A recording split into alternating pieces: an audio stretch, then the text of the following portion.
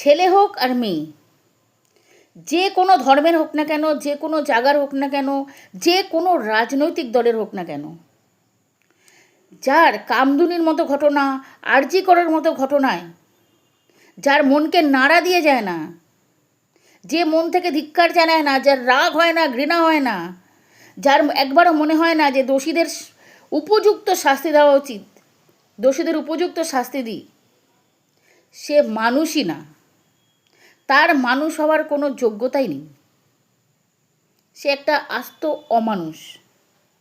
আর যারা দিনের পর দিন এই ঘটনাগুলোকে বা এই ঘটনার যে পিশাচগুলো, যে নরকের কীটগুলো যারা এই ঘটনাগুলো ঘটিয়েছে তাদেরকে বাঁচাবার চেষ্টা করে গেছে,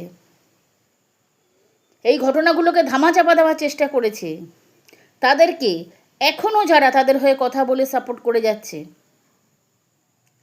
তাদেরকে মানুষ বলেই মনে করি না আমি। তারা মানুষ হওয়ার কোনো যোগ্যতাই রাখে না। আর তাদের মধ্যে কারা আছে? মেয়েরাও আছে, মায়েরাও আছে।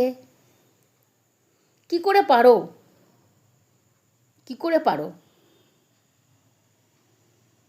তো মানে যদি সে মানুষ হয় তাহলে সে চাইবে যে যত দ্রুত সম্ভব দোষীদের খুঁজে বার করে নজিরবিহীন শাস্তি হোক, যাতে কেউ এই রকম ঘটনা ঘটাবার আগে নিজের পরিণতির কথা চিন্তা করে। একবার নয়, দুবার নয়, হাজার হাজার বার এমন উপযুক্ত শাস্তি তাদের দেওয়া হোক। আর যারা এই অন্যায় দেখেও, সব কিছু জেনে শুনেও মুখ বুজে থাকে এবং তাদেরকে সাপোর্ট করে যায়, আমার মনে হয় তারাও সমান দোষে দোষী।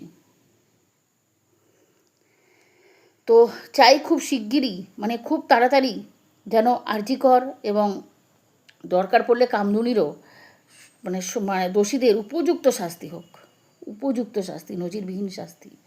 জাস্ট মেনে নেওয়া যায় না। অপেক্ষায় আছি কতক্ষণে দেখব প্রকৃত দোষীকে, দেখতে চাই।